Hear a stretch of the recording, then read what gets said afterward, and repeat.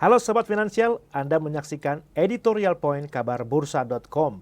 Referensi isu terkini, membuka wawasan serta mengulas masalah lebih dalam serta akurat. Saya Jacob Tobing, pemandu acara Anda. Inilah Editorial Point.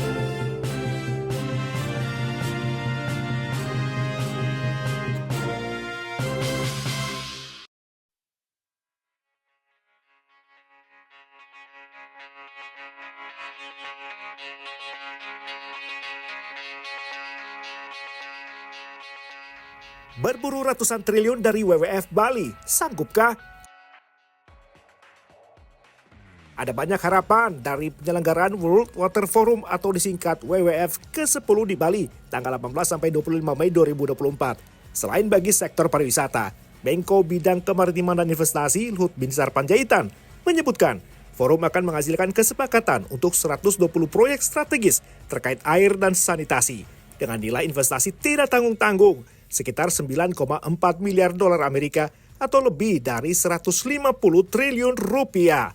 Skema pendanaan dilakukan lewat Global Blended Finance Alliance atau GBFA, tindak lanjut inisiatif G20 tahun 2022 silam. Soal infrastruktur air, Deputi Bidang Koordinasi Pengelolaan Lingkungan dan Kehutanan Kemenko Marves Nani Hendiarti menjelaskan bahwa alokasi APBN untuk membiayai infrastruktur air masih jauh dari cukup. Sebab dukungan APBN hanya mencakup 37% dari total kebutuhan pendanaan infrastruktur air. Menilik besarnya kebutuhan, maka tidaklah salah jika pemerintah super all out dalam WWF Bali. Sebab pemerintah masih memiliki segudang pekerjaan rumah. Tidak hanya soal air bersih untuk warga perkotaan, tetapi juga ada hubungannya dengan peningkatan produksi pertanian. Jika terkabul, tingkat produksi pertanian dipastikan akan mengalami peningkatan yang signifikan dengan catatan bahwa infrastruktur pertanian khususnya pada instalasi irigasi dan bendungan mendapat penanganan serius dan tidak lagi menjadi objek korupsi. Sanggupkah? Berburu ratusan triliun dari WWF Bali, sanggupkah? Itulah tajuk berita. Dan kini hadir bersama saya di studio Bapak Usleman Usle, pemimpin redaksi kabarbursa.com. Apa kabar Bapak? Alhamdulillah. Alhamdulillah. Baik, sehat Pak Eko? Sehat Pak. Ya. Baik Pak.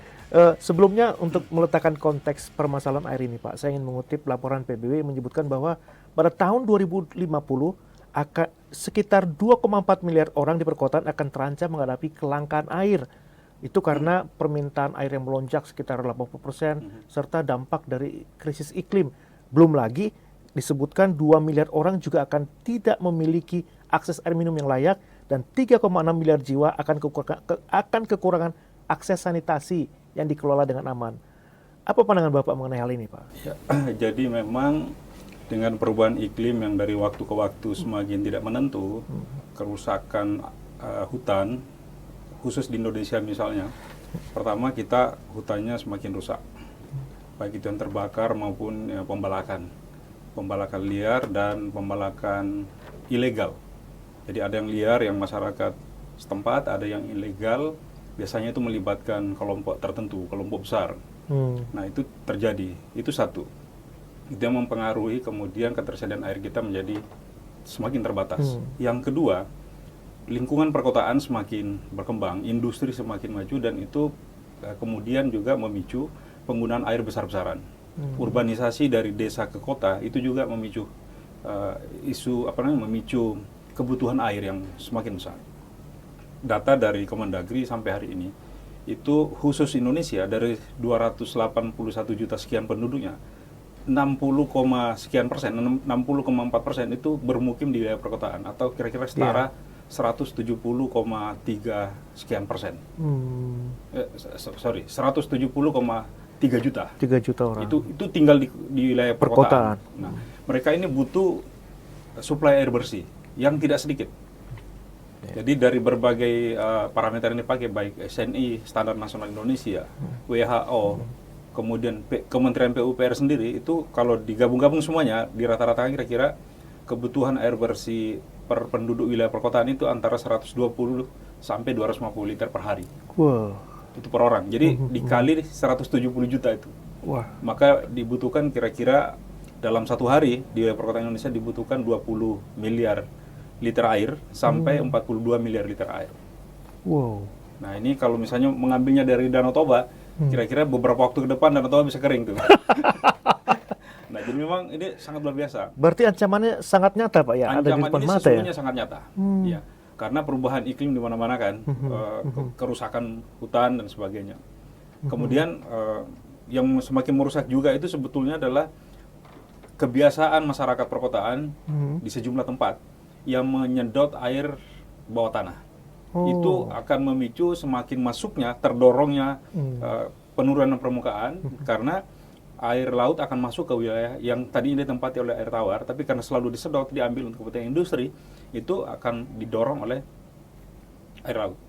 Itu yang kemudian terjadi penurunan. Jadi bahaya, dampaknya banyak sekali, bukan ini. Dampaknya berkelanjutan seperti efek domino, Pak Yakob. Iya, tapi Pak anehnya, pemerintah itu secara terang-terangan mengakui bahwa alokasi anggaran APBN untuk infrastruktur air dan juga sanitasi Pak, itu masih jauh dari cukup. Hanya sekitar katanya 37% dari total kebutuhan pendanaan Pak.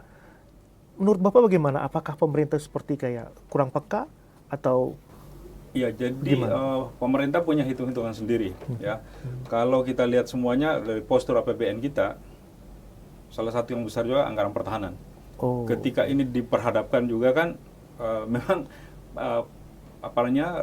situasi global saat ini, kita juga disebutkan kita butuh juga itu memperkuat pertahanan kita. Tapi di pihak lain soal kebutuhan air juga sangat dibutuhkan.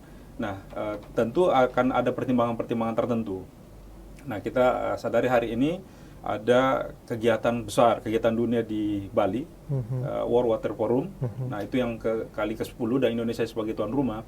Itu kita berharap dari kegiatan itu, dan pemerintah juga menyampaikan seperti itu, mereka berharap dari kegiatan itu bisa meraup ratusan triliun.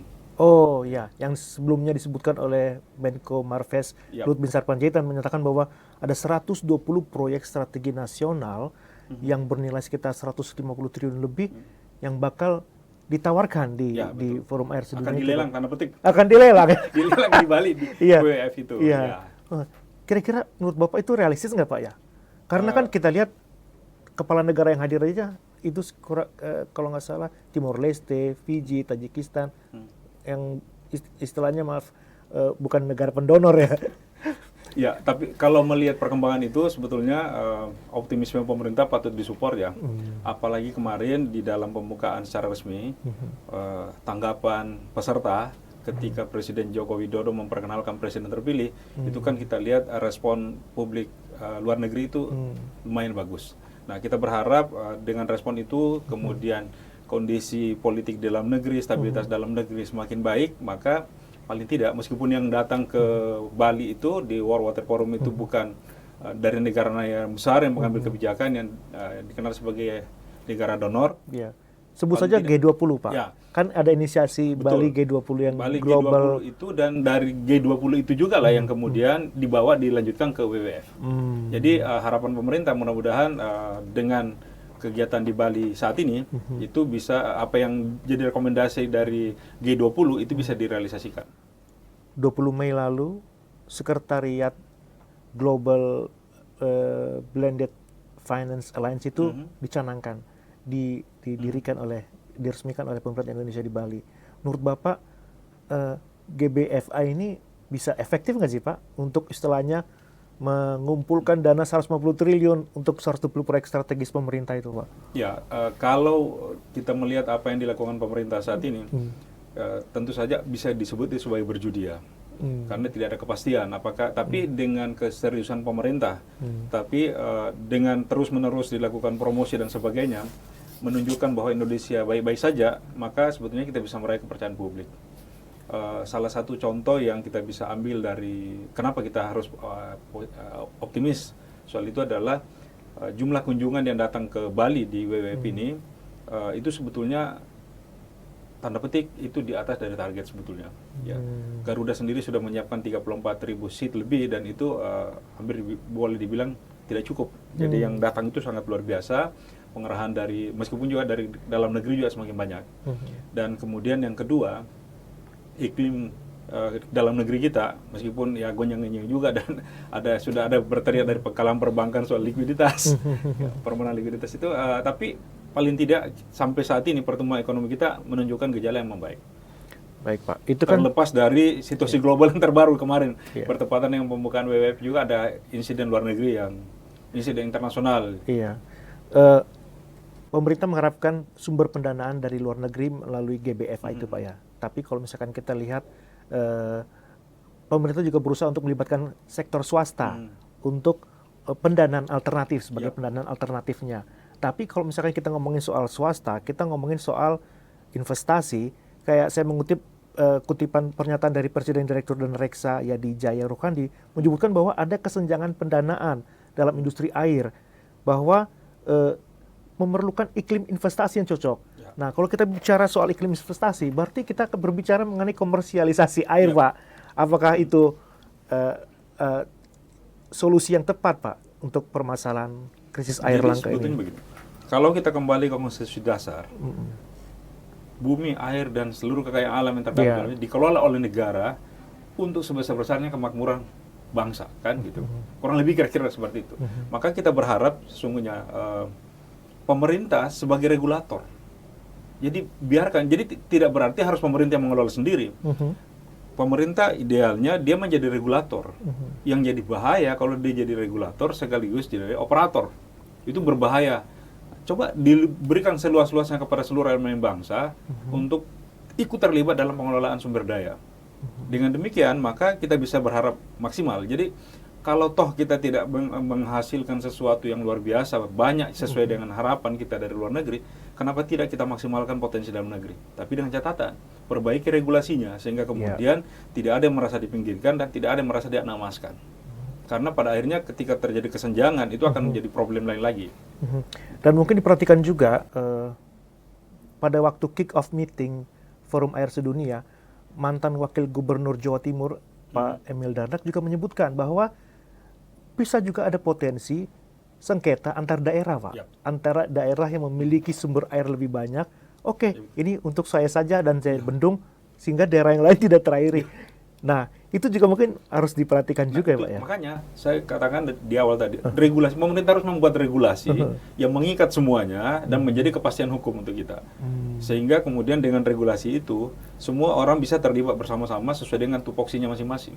Tidak ada yang merasa, oh ini adalah milik saya. Iya. Padahal air itu bukan milik kita, kita hanya diberi, ya itu milik alam sebetulnya. Nah, Iya. karena itu dia sudah masuk di situ, konstitusi dasar kita Undang-Undang 1945 itu sudah dijelaskan bagaimana pengelolaan sumber daya alam kita, termasuk air, bumi dan kekayaan alam yang ada di dalamnya, dikelola untuk semaksimalnya kepentingan dan kemakmuran rakyat Indonesia. Jadi ya dibuat aja regulasinya. Jangan regulasi itu regulasi memihak pada kepentingan kelompok tertentu. Nah, jadi ketika kepala negara misalnya Bapak Prabowo sudah terpilih sebagai presiden, Iya. dia adalah presiden untuk seluruh Indonesia, bukan Iya, presiden iya. untuk partai pengusungnya kan gitu. Jadi disinilah dibutuhkan kenegarawanan dan kemudian pengelolaan bangsa dan negara ini betul-betul membuat regulasi yang untuk kepentingan bangsa dan negara. Setuju, Pak.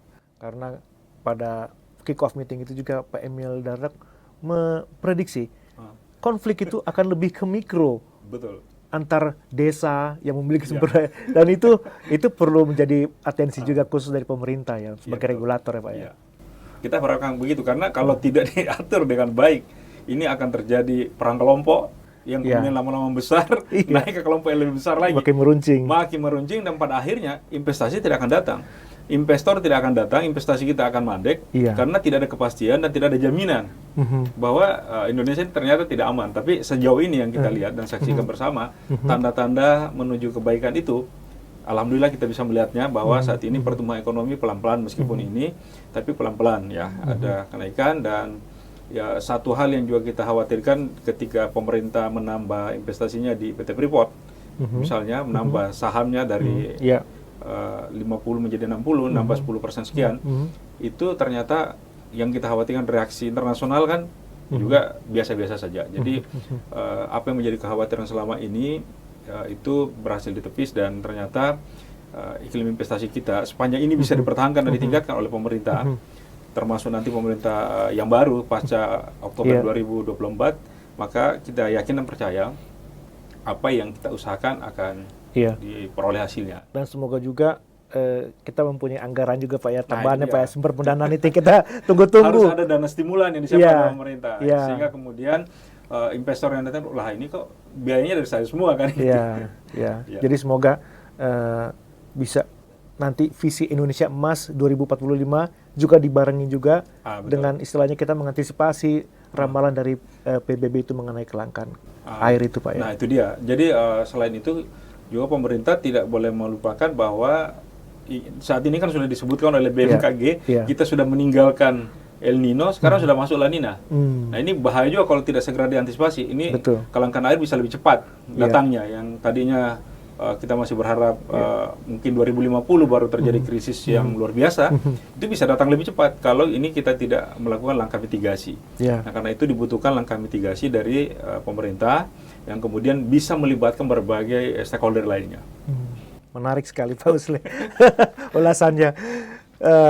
Ya kita juga ya kita berharap lah dan kita tetap optimis ya Pak Ya, supaya kita harus masalah selalu membangun ini rasa optimisme bahwa kemudian optimisme kita itu terbantahkan belakangan, ya tidak apa-apa, tapi apa-apa. paling tidak kita dengan sikap optimisme, pikiran positif, maka kita bisa menyiapkan langkah-langkah. Dan kita juga berharap, dan pasti pemerintah sudah memikirkan itu, ketika plan A tidak jalan, pasti ada plan B dan plan C. Nah, itu akan cilaka sekali, cilaka 12 kalau ternyata tidak ada plan B, plan C, dan plan seterusnya. Saya kira itu, Pak. Baik, terima kasih Pak Usle. Ya, demikian Sobat Finansial, terima kasih telah bergabung dalam editorial point kabarbursa.com. Semoga pembahasan kami pada episode kali ini bisa memberikan wawasan yang berharga sebagai acuan Anda dalam menghadapi tantangan ekonomi berikutnya.